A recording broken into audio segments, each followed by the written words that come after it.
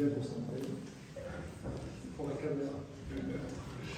Bien, ça, nous allons commencer. Mesdames et messieurs les élus, mesdames et messieurs les présidents d'associations, mesdames et messieurs, chers amis, je commence toujours par vous demander d'excuser l'absence de notre présidente, madame Mireille Alassebel, qui est prise par ses obligations à Paris, et vous dire combien nous sommes heureux et fiers d'accueillir dans la programmation de l'Institut Maïmonide Averroès de Malaquin, M.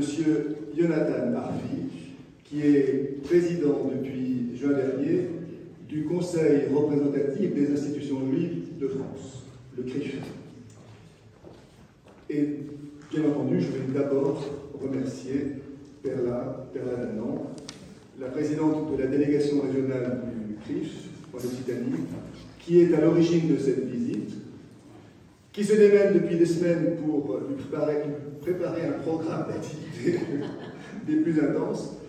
Elle va lui faire rencontrer un rythme d'enfer en 24 heures tout ce que Montpellier compte de personnalités communautaires et extra-communautaires. Ça a commencé... Sauf celles qui sont dans la salle, bien sûr, je ne veux pas d'histoire. Ça va se poursuivre jusqu'à demain, je ne sais pas. La conférence de ce soir s'inscrit dans un cadre d'une programmation que vous avez sous les mains, une programmation d'une grande richesse. Vous avez la brochure et vous pouvez constater que je ne redis pas l'histoire. Après le succès de nos deux premières soirées, d'abord le 19 octobre, avec le débat autour du film Histoire de l'antisémitisme, et puis le 25, une table ronde inédite sur les camps d'internement du Midi pendant la Shoah, nous allons, comme chaque année, continuer de recevoir des universitaires, des personnalités du monde de la culture, avec des noms qui sonnent bien à nos oreilles, par exemple Pierre Kirchbaum, qui va nous parler de Marcel Proust, Georges Bensoussan, Boris Cyrulnik, Mireille Alassebel, notre présidente qui va nous présenter son dernier livre.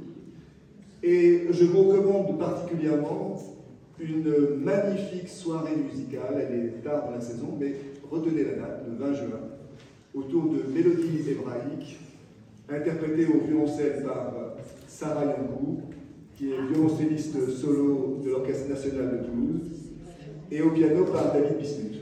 Et on a eu déjà une première version des mélodies hébraïques numéro 1, c'était magnifique, donc je suis persuadé que la 2 sera aussi belle.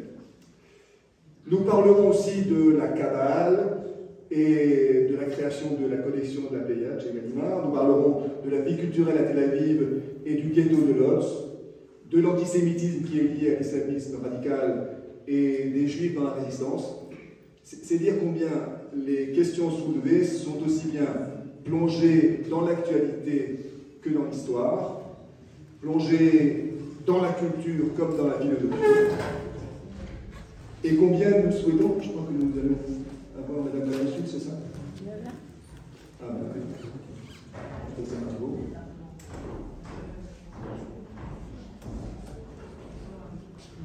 Président du Conseil de culte musulman. Monsieur le Président, nous vous saluons. Merci. Et nous vous remercions de votre présence. Donc, l'actualité, l'histoire, la culture, la philosophie, combien nous souhaitons nous inscrire dans l'identité même de l'Institut Maïmonide Averroès de Malaquin, développer le dialogue interconvictionnel, comme on dit maintenant, agir pour un monde de fraternité et de justice, lutter contre tous les fanatismes et la violence, et participer pleinement à la vie culturelle de Montpellier.